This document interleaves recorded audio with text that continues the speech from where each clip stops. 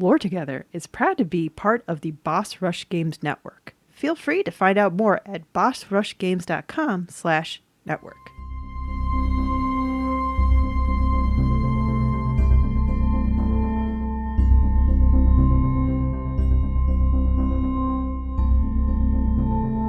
Hi, I'm Safi. And I'm Mystic. And this is Lore Together. This is the podcast where a husband and wife team go over all the world building, storytelling, and characters of video games. Because it's what we like to do together. We lore together. Yep. And this is episode 74. Woohoo! And I can't believe I got through that intro because my brain just refused to do it today. But we're here anyway. And luckily, I don't have to do the research this time. Yeah.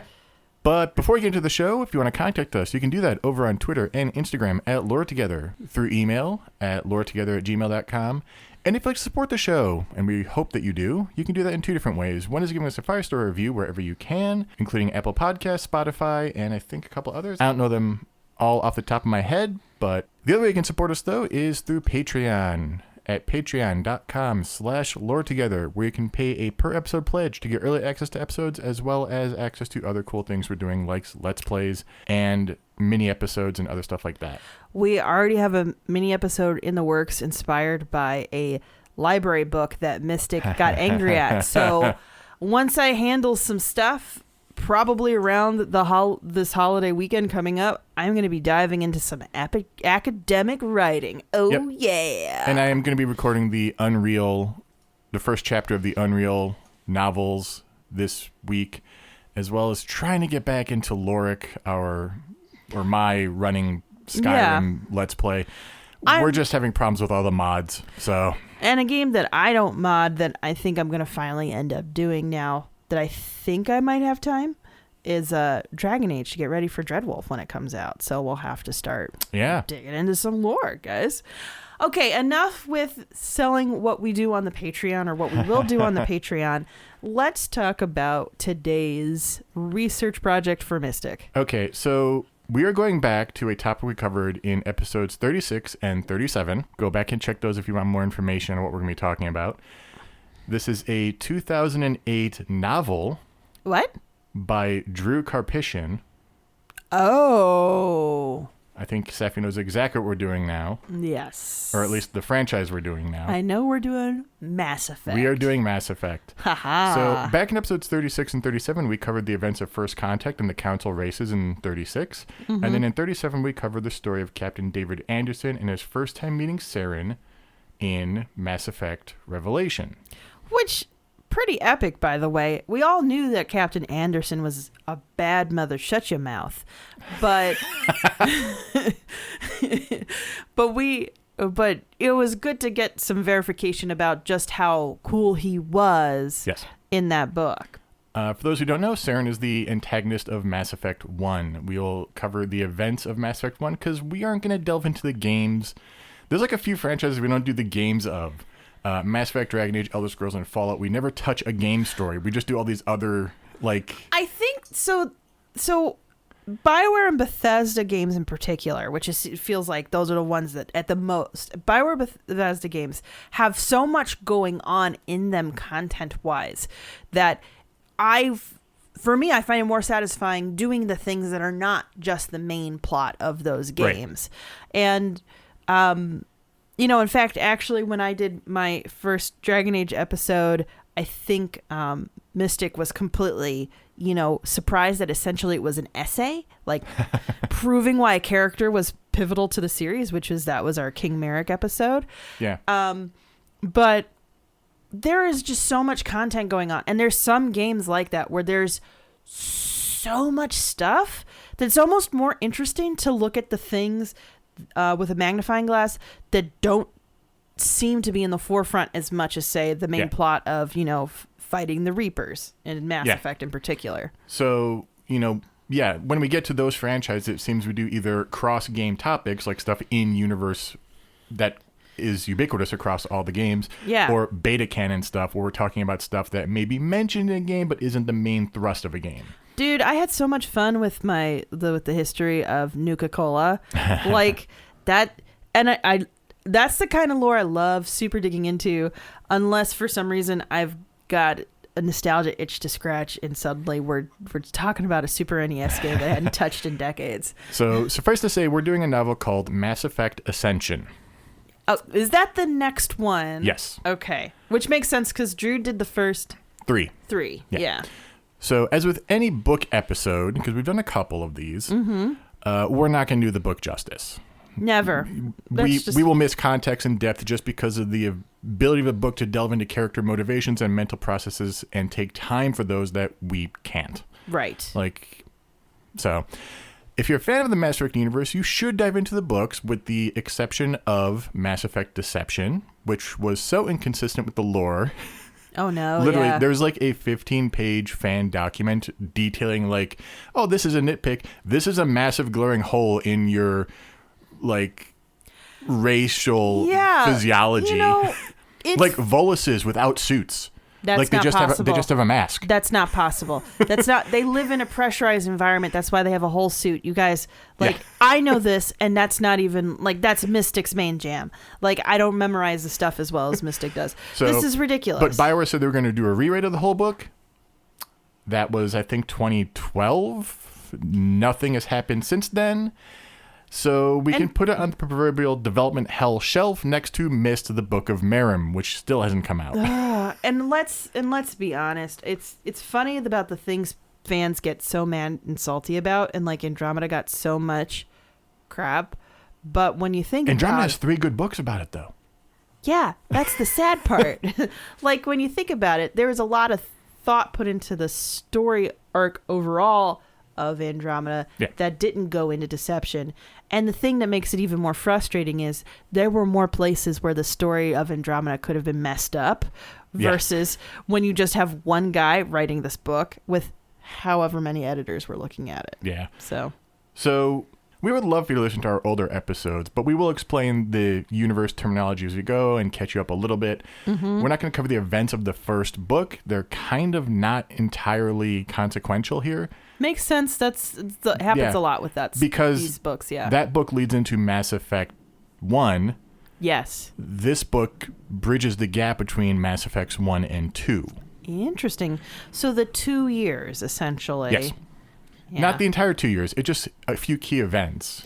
And they did a lot of stuff like this building up. There was definitely... there's a comic series and comic everything. Series in particular where there's a whole comic where Arya finds that, at her bar, somebody was trying to smuggle in something that they weren't sure it was, and it turns out it was, spoiler alert, a collector or something like that. Yeah. It was so weird. We're going to cover at least some of the comics in the future because there are some that delve into certain characters in depth. Yes. And we're going to cover a lot of Mass Effect, I feel.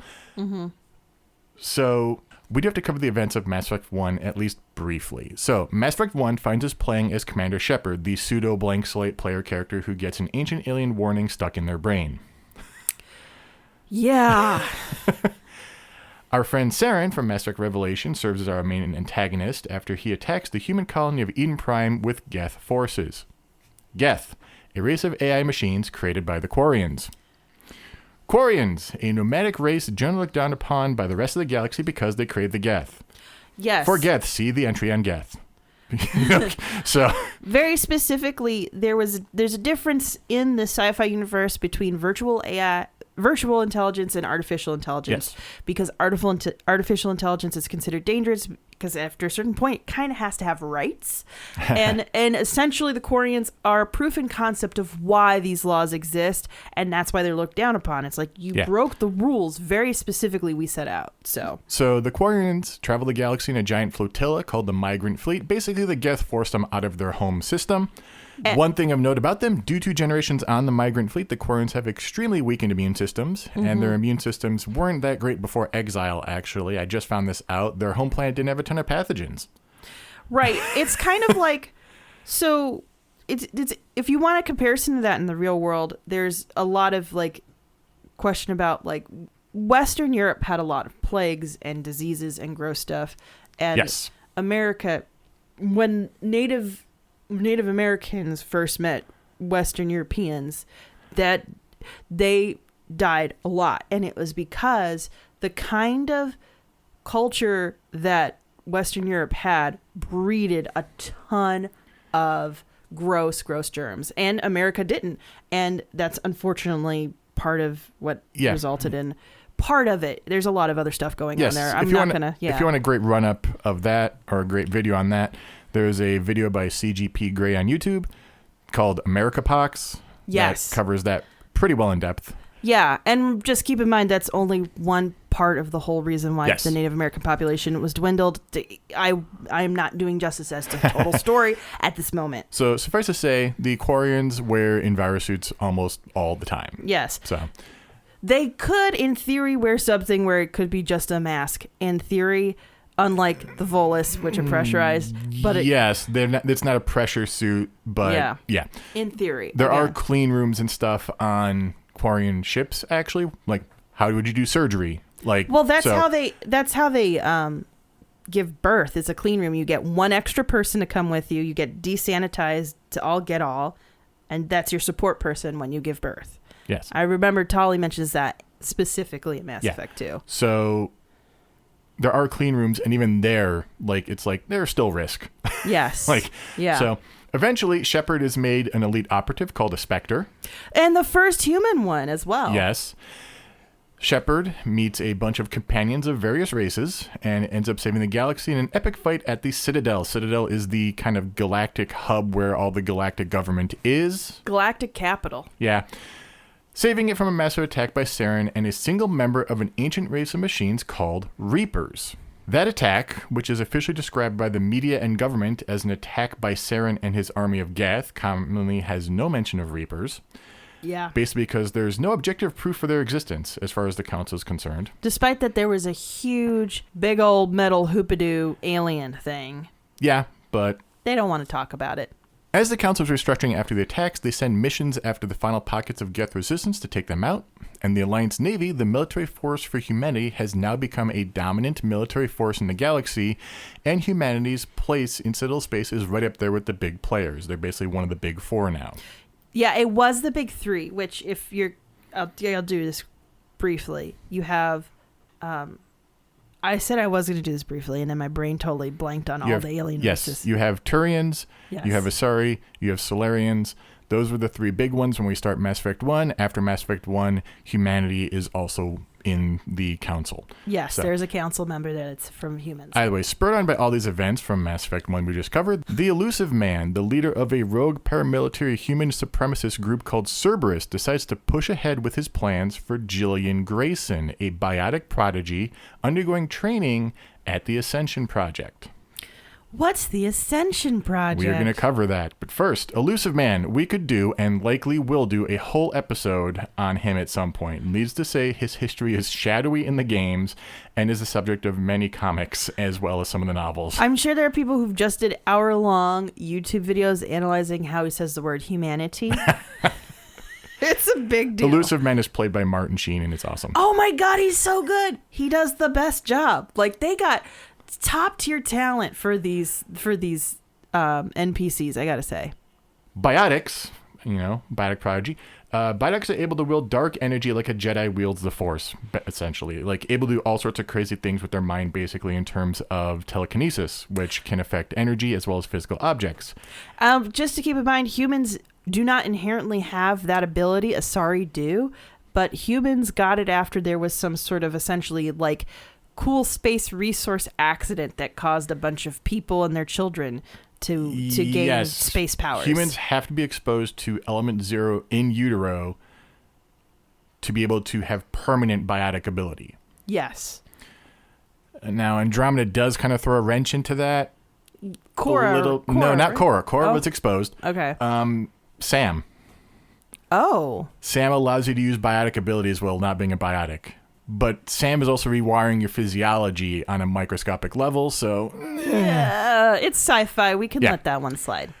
Element 0, also known as Ezo, is a rare material that, when subjected to an electrical current, releases dark energy, which can be manipulated into a mass effect field, raising or lowering the mass of all objects within that field. This is how we get faster than light travel. This is also how we get space magic. Yes. And the Ascension Project. It is a kinder and gentler program for biotic kids than the one we hear of in Mass Effect 1, which was called the Biotic Acclimation and Temperance Training, or BOT.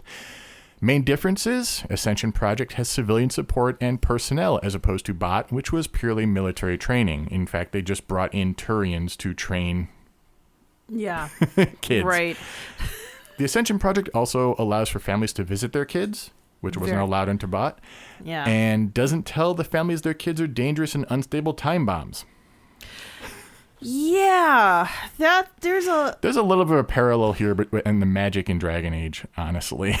I would say it is a little different because, well, first of all, it's not an inherent, oh my God, you are actually a ticking time bomb. Being a teenager is already volatile as it is, but you won't. I think the difference is like learning how to manage and control it. Kind of like if you have a teenager who ends up being a very big, strong kid. Yeah. Like, I don't know if you dealt with this, Mystic, because Mystic is a big, strong guy. And I don't know if you ever dealt with the idea. I am a gentle giant. Yeah. But did you ever deal with, like, did you ever at one point when you were a teenager, like, realize you were strong enough to take on your parents if you really wanted to? No. Okay. I know people who did. And it's a bad time to figure that out. That's fair. And that's kind of more what's going on with the Mass Effect stuff. Like, once you realize you could do it, you can make some decisions that 10 years later on, you'll be like, wow, that was a bad teenager decision. Yeah. It's not like Dragon Age where you perpetually, as a magic user, have the threat of having a demon inhabit your body and you'll never go back to the mortal realm ever again. Fair. Jillian's father, Paul Grayson, is a Cerberus operative. He is given a vial of medicine to administer to his daughter on his next visit, supposedly to improve her biotic abilities and speed up development of humanity's savior. And is the elusive man the one telling him to give her this? Either him or his intermediaries. I believe he gets this from his Cerberus contact named Pell. Ah. Yeah, we will get to Pell later. Okay.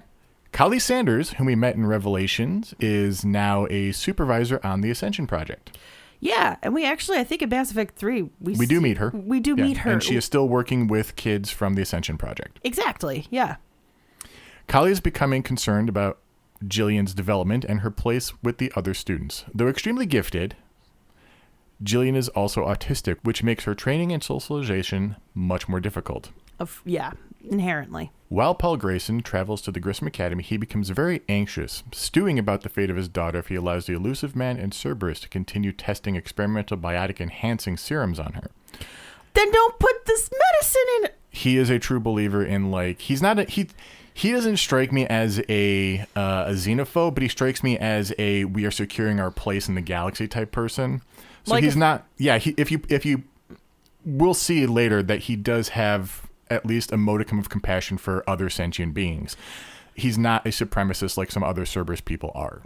But essentially, if it's good for humanity, it means it's good for my daughter. Therefore, it to a should degree benefit her. Yeah. He doesn't feel great about it, but he's like, if it doesn't hurt her in the long run and it helps humanity, like he doesn't see a negative effect from it. He thinks it's just temporary. Temporary thing that'll hopefully benefit his daughter. Right. Yeah. So he finds relief from his nerves in the way he has for the last few years, red sand.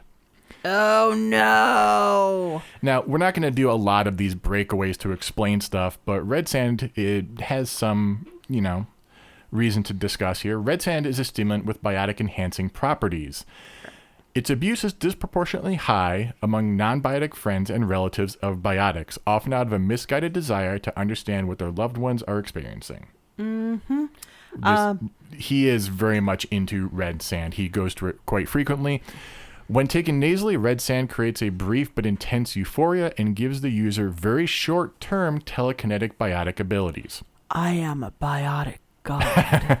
I think Grayson is literally just playing with a pencil, like telekinetically, for a little bit. Like he did not take the amount that Volus did that I'm referencing right now. That Volus basically bathed in it. It's bad. Paul manages to convince himself after coming down from a hit of red sand that he has the composure of a mere addict rather than a complete junkie, although in truth he never actually convinces anyone else of this. People think he's a junkie. Right. That makes sense. And his whole thing is the difference is like he will still try to make a good appearance. He's like an addict tries to hide their addiction. A junkie doesn't care anymore. Like that's his view on it. So I'm sure that makes him feel better. Yeah. But in actuality, yeah. Unless you're doing it medicinally for something that you need. Right. You're It should be noted that Cerberus' meddling in Jillian's life since he was in utero. Whoa. As the element zero exposure caused by an Eldfell Ashland energy vessel exploding on Yandoa, where Jillian was born, was caused by Cerberus.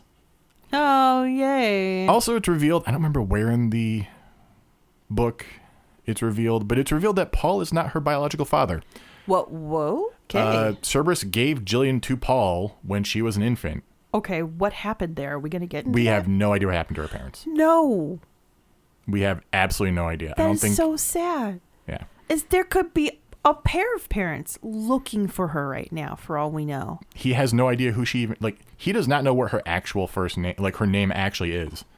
He has like nothing to work for. The Michael Reese kidnapping from decades ago, like, in my head. Which, if you guys don't know that, like, just look up Michael Reese baby kidnapping, Google it. It's a harrowing tale of like, new parents having their infant taken. And oh man, and it wasn't until years later, like decades later, that they figured out what happened. So Jeez. Yeah, crazy stuff. Arriving at the project, Paul is met by Kahlee Sanders, her lover and subordinate, Dr. Jiro Toshiwa. Okay, we have some questions here. I did say subordinate. I'm not 100% sure of that, actually. I think that he's her subordinate, but I'm not 100% sure. They may be equal. I don't remember. Okay. Either way. Okay. It's a little different if you're on equal footing, but if you're not on equal footing, I don't know. And the project security chief, a former bot attendee named Hendel Mitra. Hendel makes no secret of his dislike for both Toshiwa and Grayson to Kahlee. He is well aware of Grayson's drug addiction. Mm-hmm. And warns Kahlee that there is something about Toshiwa that he doesn't trust. During his visit to Jillian, Paul Grayson secretly passes on the vial of medicine to Toshiwa, who is actually another Cerberus operative. So do all Cerberus operatives like smell the same, or like no? They know of each other. I was gonna say like they no, but I mean like for this guy to have this hunch, it's like, did they have like a secret tattoo and he happened to see the one? Like, I don't know. Paul still has misgivings at this point about giving any of these drugs to Jillian. He's doing it because that's the mission. Like. Oh, great. Meanwhile, during all of this, Paul Grayson's one-time partner and fellow Cerberus operative Pell, who gave him the vial to give to Jiro, yes, goes to Omega, a lawless place in the Terminus systems. Basically think mercenaries, gangs, and black markets. You see this place in Mass Effect 2, so... This is actually where Aria T'Loak is, yes. Yes. There, Pell meets a contact, a Quarian named Golo. Golo has been exiled from the migrant fleet for trying to sell his fellow Quarians to the Collectors. Oh, gross. What? For the Collectors in detail, see Mass Effect 2. Essentially, they are a race of secluded and mysterious slavers. Yeah, and if you get to the end of Mass Effect 2, there's serious spoilers as to who they actually are. Golo is quite prepared to get revenge for his exile and grant the elusive man's request for transmission and access codes to the flotilla. Why wouldn't they change those after they exile somebody? Though he cannot provide the codes himself, he suggests a strategy. Lure a scout ship from the migrant fleet and ambush the crew. The Quarian... Like, the elusive man hadn't thought of that one and thought of a bounty hunter who could get it down. Yeah, but there's a difference between, we can get a Quarian, and then knowing what you need to know from the Quarian. Yeah, that's fair. So, the Quarian, Fedagazu Ves Idena, arrives on Shelba, a cold, uninhabited planet in the Venus system. Her small ship is the Cinead. It is a scout vessel of the Quarian ship Idena. She's there after being offered a trade for essential technology by the traitor Golo. Though prepared for treachery, she and her crew are not prepared for an ambush by Pell and his men. And once dead, they are stripped of their suits to use for disguises. But that only works from the top up. So the thing about Quarians is that their knees... You just need a few seconds on this one. So Pell and his team then approach the Syniad in the Quarian rover and capture the pilot, Hilo Ja Vas Idena. However, when Hilo screams abuse at Golo, basically just, what are you doing, you traitor, blah, blah, blah, Golo hits him in the face. No! Cracking his faceplate and allowing contaminated air into his helmet. He's a dead man now. That's essentially like getting bitten by a Komodo dragon. Later on, some time later, we're actually skipping between chapters here and back and forth. Later on, Pell tells Golo that the interrogation of Hilo is not going well thanks to Golo. The pilot has caught some sort of disease and is incoherent with fever. Yes, because again, it's like he got bit by a Komodo dragon. Oh my god. Golo apologizes and explains that he has come to Pell with a tempting offer that doesn't involve Cerberus. An offer directly from the collectors. Gross. Back at the Ascension Project, Jillian Grayson is eating lunch when she is confronted by another student and fellow biotic, Nick. Mm-hmm.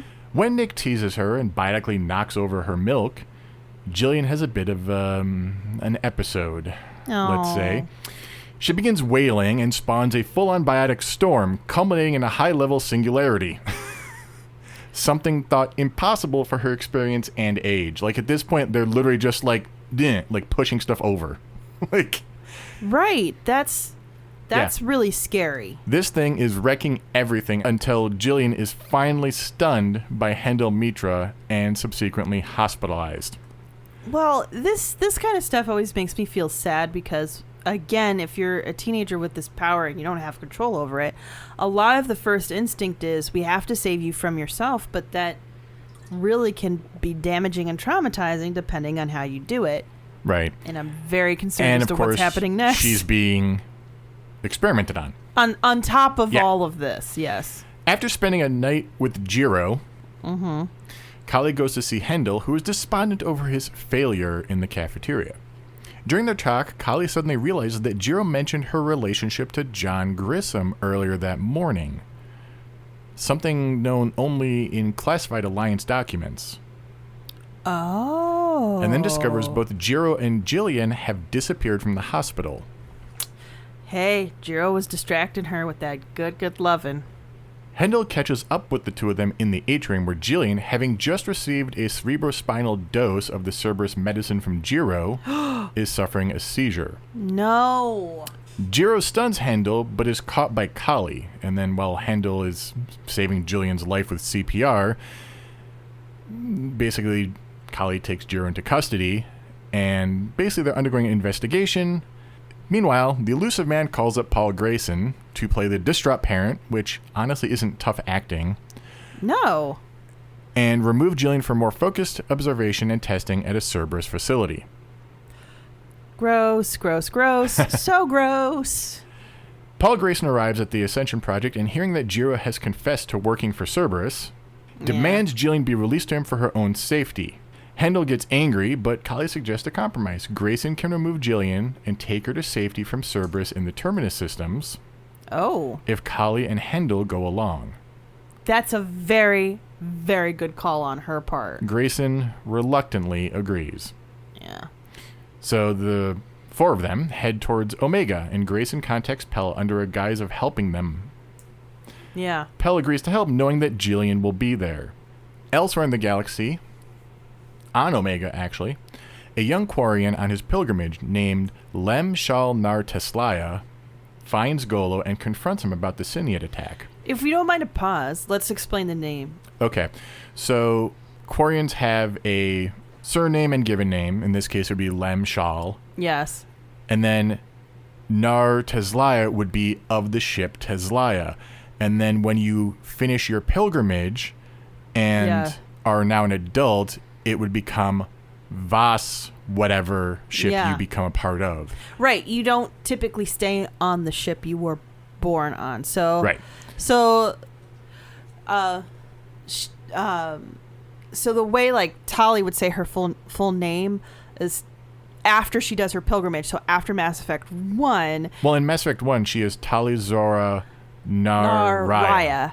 But then when you see her in Mass Effect 2, it's Tali Zora Vasnima Naraya, and then technically Tali Zora Vas Normandy Naraya. I love the naming. I love the naming convention there. But I totally forgot what her name was between Naraya and... It was beautifully written. It has a very nice cadence to it, and that's part of the reason I remember it. Tali Zora Vasnima Naraya. It sounds so... And it sounds so realistic. It's well done. You guys have heard me complain about names so much. I just want to give props to a really cool and really well done naming convention. So essentially, this character was born of the ship Teslaya. Lem Shal, call him Lem, finds Golo and confronts him about the Synod attack, thinking the safe return of the Adena scouts would be a great gift for his pilgrimage. Oh, yeah. Golo claims that he was only a middleman and tells him about Hilo, the pilot, still being held captive by Pel. Golo tells him where Hilo is being held and when he should attack Pel's warehouse. Lem isn't an idiot and goes earlier than Golo told him to go. Classic setup, and luckily Lem is very smart. Dude. In the meantime, Grayson, along with Kahlee, Hendel, and Jillian, arrive at Omega to meet Pel, with Paul still pretending Pel is just his contact there. However, when they do meet him finally, Grayson is double-crossed. Pel is no longer working for Cerberus. No, he's not. He is going to sell Hendel, Kahlee, and Jillian to the Collectors, as the Collectors are looking for humans, and in particular, human biotics. Mm-hmm. All four are imprisoned, only to be freed when Lem storms the warehouse, believing that he has found 4 Quarian captives. Oh. He just sees, like, people in the distance. He's like, there's 4 of them. That's how many people are on, so. Right. So he's going to rescue them thinking he's doing something for the fleet, which, we'll see how he reacts, but it's still a good job. Good idea. To Kahlee's surprise, Lem appears to recognize her and orchestrates an escape. Oh. Weird. Grayson is left behind as the others escape. That's fair. You know what? That's fair. He's the reason we got into this mess. Eventually, Paul does take his revenge on Pel by shooting him. And pew pew. And after a search, Grayson finds Hilo in a cell off the main warehouse. Hilo's been horrifically tortured and is gravely sick with growth all over the wounds in his body. He's probably going to pass away. I am sparing you a lot. This description is graphic and honestly horrifying. I don't want to hear it. I did hear it. It was the way I read this was audiobook. Oh, I don't want to know. I had to listen again earlier today to double check the growth aspect of it. So, yeah. I feel so bad. That's just a horrible way to go. And to Paul's surprise, Hilo is still alive. He shouldn't be. And muttering both a frequency and a code phrase. Oh, no. Paul actually tries to calm him down. Like, hey, it's okay. You're okay. There's nothing's going to happen. Because he's like freaking out about more torture. And his mind is just completely gone. When you get, and especially if you get a really bad infection throughout your bloodstream, like delirium is almost he is completely delirious. Yeah. It's almost your body basically like it's doing its last like burnout before you begin to die. So yeah, unfortunately, Hilo does succumb and dies while Paul is there. Mm-hmm. It's weird. Again, Paul's like, oh my God, the poor bastard's alive. Yeah. And then is sitting there trying to calm him, like, calm down. Hey, it's okay. You're going to be fine. Mm-hmm. Nothing's going to happen to you. Like, he has compassion for an alien. Like, he's not like I was saying, he's not a xenophobe, at least not a black and white xenophobe, let's say. Yes. He is a shades of gray xenophobe if he is a xenophobe at all. He may just be a human supremacist without being a xenophobe. Mm-hmm. That is a thing that could happen. Yeah. So Grayson heads back into the warehouse, takes everything that might be of help to him, and leaves in Pel's car. Basically, at this point, he does have a frequency and a code phrase. He doesn't know what it means. Right. But yeah. Traveling with Lem and the others, Kahlee wonders where they could possibly escape an organization as powerful as Cerberus, and Lem offers a suggestion: the migrant fleet. I mean, they're not going to be looking for him there, that's for sure. So Lem recognizes Kahlee because the Quarians have an interest in Saren Arterius. Oh. And his ability to control the Geth. Right. That makes sense. So they did research into Saren and eventually led them to Kahlee from the events of Mass Effect Revelation. Mm-hmm. He believes that Kahlee could offer some useful insight into how Saren controlled them, and introducing Kahlee to the captain of the Idena will hopefully be a sufficient pilgrimage gift. Yes, and then he gets to be on a ship and go back to his people, and he is of use. Yay. However, once they reach the migrant fleet and there's like all the changing of codes and all this stuff, the shuttle is locked down for quarantine and Hendel, Kahlee, and Jillian are asked to stay aboard. The fact they're outsiders is also something that needs to be brought up into consideration. Yeah, they're outsiders and also just reducing the amount of pathogens that are going on to the migrant Well, they'll fleet. do a full decontamination. They can wear suits and stuff, so that's fine. Meanwhile, Paul has reported elusive man and asked for help to retrieve his daughter from the migrant fleet. Basically just figuring out, like, that's where they're going to go. Makes sense. Yeah. And he knows that he can use the codes that Hilo was muttering before he died to get him there. The elusive man is not 100% convinced, but eventually comes around to let him go as part of the extraction team along with Golo. Uh-huh. Well, you need a Quarian to get in there. Great. Hendel passes the time in quarantine by giving Jillian specialized biotic tutoring. Mm-hmm. Basically, like, really, like, teaching her how to, like, throw blasts and stuff. Because yeah. they know her power level now. Yeah. So. Eventually, Kahlee is summoned to a meeting with the members of the Conclave and Admiralty Board. They ask her about Saren, the Reapers, and the Geth, and Kahlee has absolutely nothing useful to tell them. So poor Lem's like, well, this is a waste, and I'm going to have to go back out there. Kahlee and the other humans are given free range at the Idena, while the captain continues to deliberate in the Conclave. He's fine giving them free range as long as they don't get in the way of any ship systems. If they have any questions, they can ask Lem, who was accepted. Aw. Yeah. So the fact that he went out of his way to save these people and give the information as well as he possible. doesn't know she doesn't have information, so. But because he's not the one who would be asking the questions, but the fact that he was smart enough to bring her over. Okay. It is while they are given the ability to walk around the Idena that we get a huge, huge helping of Quarian culture, how they live, how their families work, all of that stuff from the internal workings, more than we get in Mass Effect 2, to things like textiles. Like, I am so sad that I can't read this book in its entirety because anything with like gruesome torture, I just can't do. It is just one scene, but I would recommend it. I don't know. I really want to know about these textiles, though.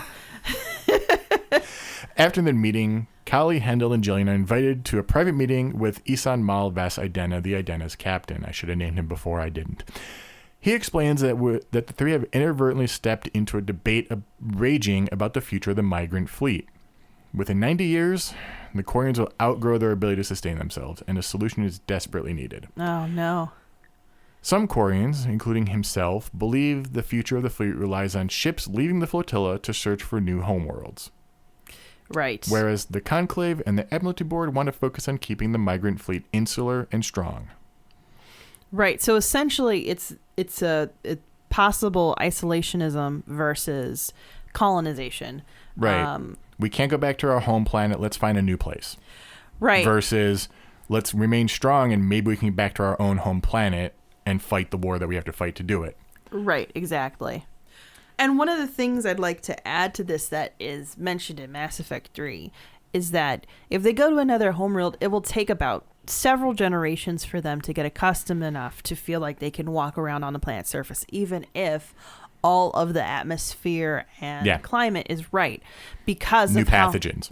Because of how long they've been isolated. Whereas it will take just decades if they were to, like, babies being born on the flotilla while this story during the time of this story would be able to walk around without suits if they just went back home where the Geth are. So in the middle of this conversation, the Syniad returns with all the right codes and everything. Oh, great. Oh, no. I don't like this. Golo and several Cerberus commandos storm the Idena from aboard the Syniad. Kahlee and Hendel join the Quarians in their battle, sending Jillian to safety. But Jillian decides to return to the shuttle, where she felt safe, and there was less gunfire, which was kind of overwhelming her. That's a completely rational response, regardless of if you're neurotypical or not. Yeah. Well, you know what they probably didn't expect? On the way, she killed several Cerberus commandos using her biotic abilities, and honestly, without any thought. I am a biotic god. Literally, like, there are two that are about to shoot her. I'm like, no, that's her, grab her. And, like, one is running towards her, and she's just like, whoop, like, just flicks her wrist, and he just goes flying into a wall. And the other one, like, has, like, the briefest, like, barely gets off an expletive and is, like, racked up into the ceiling. Yeah, just, like, basically... Don't get in my way. I'm very stressed, and I need you to not be in the way. Yeah. Yeah, she's basically on autopilot, just using the techniques she's that... not, yeah. And again, how old is Jillian at this point? You know, the funny thing is, I could have told you before I read all the notes on Deception, because one of the things they get wrong in Mass Effect Deception is everybody ages more years than have passed. Oh, no. But she's a teenager, right? Yes, she's a younger teenager. So if she's like 13, 14, that just makes perfect sense of like, just get out of my way. And she's not thinking about the fact I may have cracked their skull open on this ceiling. So Paul Grayson gets aboard the shuttle Kahlee and everyone were quarantined on and prepares to steal it when a loud noise distracts him outside. He goes to check and sees Jillian walking to the shuttle dock. She walks up and hugs him, which kind of catches him off guard because... That's a lot more emotion than she's shown before. Oh, she's usually pretty reserved. Okay. Yeah.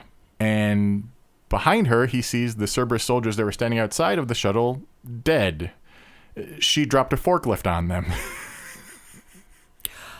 So, as a parent, there's a lot of things going in my head just now.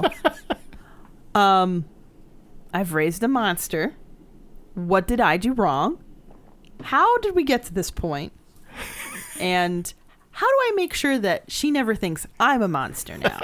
Like, that's basically where my brain would go. I'm like, well, now I've raised a monster and I have to keep loving it, but it's now a delicate balance for the next 6-7 years. And it's he obviously does have feelings for Jillian. No. Yeah. That's his daughter. Like, no, I'm not. Yeah. I'm not saying that's not his daughter as much as he's done some horrible choices. He calls her Gigi. Yeah. And she obviously loves him too. She walks up, hugs him, and she's ready to go with him. Like, she's like, let's go. He goes, but I can't leave. I need my friends Kendall and Hendel and Lem to come and be with us. Aww. So Paul stuns her. Oh. Just a stunner. She's been hit by that before. Yeah, but still. Yeah. Like, but if she wakes up remembering that, like, that's... Yeah. That is a bold move when you realize that your child's a murderer. I'm just saying. To be fair, it's self-defense.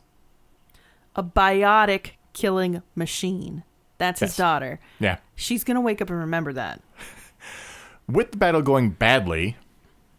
Oh, no. Kahlee goes to look for Jillian, only to be ambushed by Golo on the shuttle. Oh, great. As the Quarian kicks her, she appeals to Grayson, actually, to see the truth, that his loyalties to Cerberus are misplaced. They're not turning Jillian into a savior, but a weapon. And Grayson wavers, but finally turns on Golo and just shoots him in the head. I mean, if you were going to be allied with somebody called Golo, that's only short-term at best. I mean, there's no way. This guy's like, literally, he's like, where No offense to any Golos in the audience. Yeah, no, seriously. If your name is Golo, I'm sorry. Having been writing fiction, I know that every name I've come up with is someone's real name. I do. At least in part.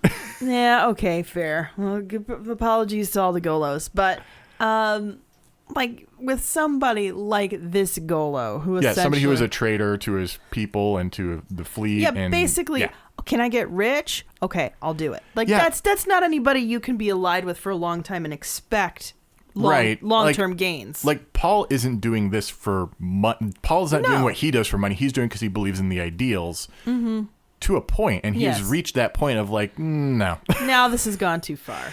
So Grayson reveals that the Syniad is actually wired with explosives intended to rip a hole in the Idena and cripple her while everyone escaped in the shuttle. Oh, wow. Hendel and the captain race to the Syniad and manage to disable it just in time, of course. Oh, always. The Quarians are then left to deal with the aftermath and the stunning fact of an attack on the migrant fleet itself. Like, that is some bold stuff. if somebody managed to take out one of the live ships, so where the Quarians store all their plants and food, like that would be devastating. It's essentially a genocide at that point. Yeah. So the attack on the migrant fleet is referenced in one of the first Mass Effect 2 missions. Oh, that's right. Yeah. I forgot about that. So, and that's the only time it's mentioned. Oh, it's just a little like bloop. This whole book is like that one line until you get to Mass Effect 3, where they tie the books more in a little bit cleanly because they're trying to tie up the whole trilogy timeline. And that also gives another incentive for them to want to take back their homeworld and the escalating conflict with the Geth in Mass Effect 3. So realizing the time for conversation is over, I mean, the Quarians decide to follow the proposals of people like Captain Mull and send ships off to search for new homeworlds. Basically, like, if they're going to be attacking us, we need a safe harbor now. We need a home base. Yeah. We need to get a real-time strategy game. We need to get our StarCraft on right now. So they need to either, you're going to love this, they have to find new homeworlds or find a way to drive out the Geth using a Reaper. Because the only thing they managed to pick up from all this is that the Reapers were the ones controlling the Geth. Oh my gosh. So it wasn't. So now they know for certain. Yeah, that's the one little nugget of that Kahlee can kind of give them. It's not, she just like maybe talked to Dr. Shu Qian from Revelations, but she's like, I don't know where he is, but that may be something with it. And that's all they had. So yeah, the Idena is selected as one of the first to leave. Oh, okay. And it's a long 5-year mission with a hand-picked crew. Oh my gosh. So wait, is that ship not back? I do not know. It's like the mission is stated for 5 years. I don't know if it comes back or not. That's a good question. I didn't look that up. Hendel and Jillian go along. Oh, cool. Jillian has responded well to Quarian life aboard the Idena. Yeah. It suits her perfectly for some reason. Well, it's a culture that's based around seeing somebody in a suit all day. That's probably not very touchy-feely and very respectful of space. Like, yeah. If you're somebody where that sensory overload is like something you don't have to think about it as much with. Yeah. Like, I would see that. And nobody's looking at her facial expressions the same. I don't know. Yeah. It feels like it's a place where the pressure to be a certain way is off for her if she's aneurotypical. Right. But anybody who's aneurotypical, please feel free to reach out and let me know if that's an off-base assumption. So, and like Paul is still there. Like, he's with them. Oh, okay, cool. Yeah, he's not going with Hendel and Jillian, but he's like, after 5 years of going up, she might be better equipped to deal with Cerberus because he's done with Cerberus. Right. This is obvious evidence that this was a bad plan. And Kahlee has been given custody of Paul. He did do things wrong. That's fair. A lot wrong. He did a lot, yeah. He's half of the reason why we're here. Lem is going to go with Hendel and Jillian, but before he goes, he's going to go with Kahlee to take Grayson to the Alliance colony of Cuervo and hand him over to authorities. That's fair. Yeah, okay. However, knowing Cerberus will get to him eventually, because, as we know, Cerberus is everywhere, Grayson manages to overpower both Kahlee and Lem, basically just manages to get a hand on a stunner and stuns them. Yeah. Leaving them to wake up unharmed, aside from a headache, in their shuttle in the space dock of the Volus world of Dalian. Oh, that's annoying. Well, at least they're not outside the shuttle.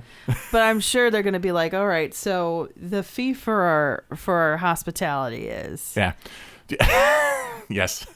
So Lem says they can find him, but Kahlee just asks Lem to return her to the Ascension Project. There are still children who need her help, and Grayson is in the wind.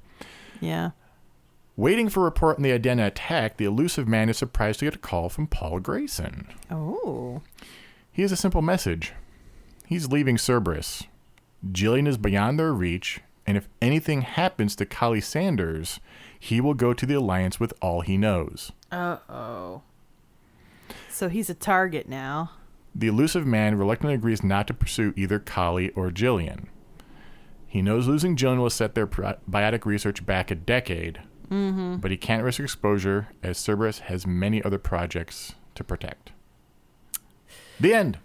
And thus, the elusive man shows that just trusting a rich guy full of ideas is just not necessarily the best choice. Yeah.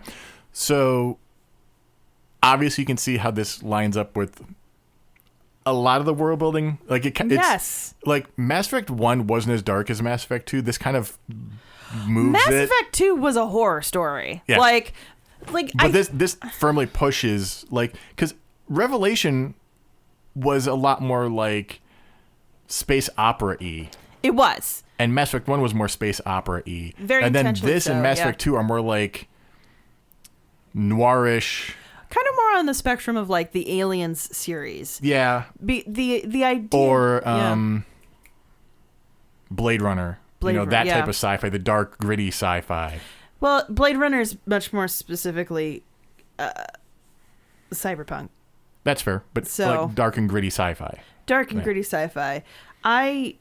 It's funny because there was a lot of people who criticized the ending of Mass Effect 2. It's like, why do humans have to be the special ones? And I'm like, that's the horror of it, is that you're the special one, but it's for a project you have no control over, and it's for something that is eons old. It is Cthulhu level. We don't want to spoil horror. too much, though. I mean, we are spoilers the podcast, but right.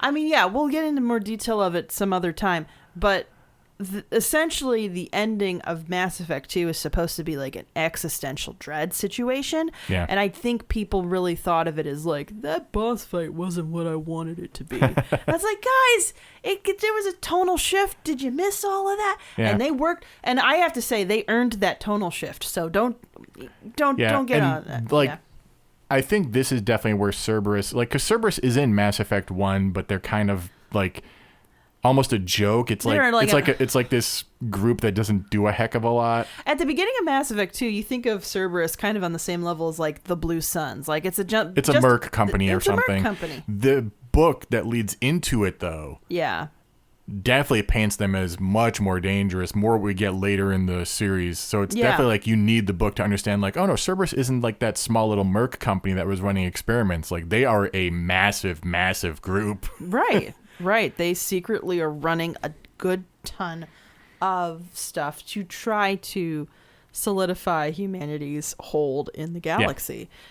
Because it's essentially, it is human exceptionalism. Yeah. Even though we are literally like new to the scene, 3-4 decades? I don't even think that long. Yeah. I mean, it's like Anderson was literally just finished his N7 training when First Contact happened. So like maybe 20 years tops. I can't remember the timeline, but yet there's still 30 years maybe. There's still some arrogant dude out there who honestly thought that humanity is going to be running the show in no time, and I've got to do everything out of my power to go against the centuries of alien history that already had established the galactic. Literally, that person government? is the elusive man. Like immediately after First Contact, he puts out a manifesto. And Alliance analysis couldn't figure out who it was, but they just tagged it as the elusive man. Yeah, and that's where the name comes from. I know, but the level of arrogance to think that is just huge. It's massive. It's a massive amount of ego to have. To think that is something that you could do within a short amount of time, just with your little science projects and occasionally, and then escalating it up to Mass Effect 3. Like it's just insane. And so we'll get back to Mass Effect for sure. I mean, there's like 5 franchises we continually seem to go back to. Yes, for the most part, Myst, Elder Scrolls, Mass Effect, Dragon Age, Fallout. Thank you. But I'll try to have something new for next episode. Not going back to something. I don't know. Well, I have deemed that retroactively it's Nostalgia November. That's true. So I have to do one more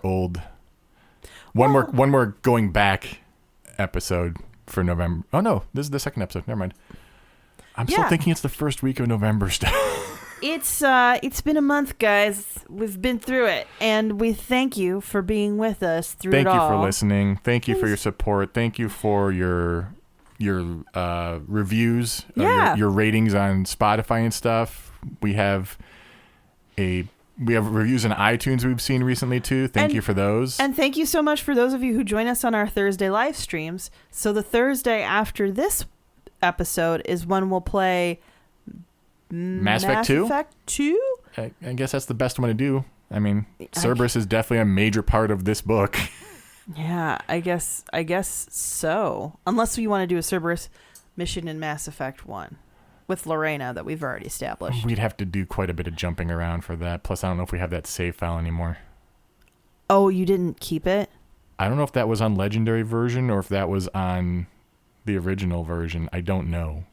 Okay, we'll have to look into this.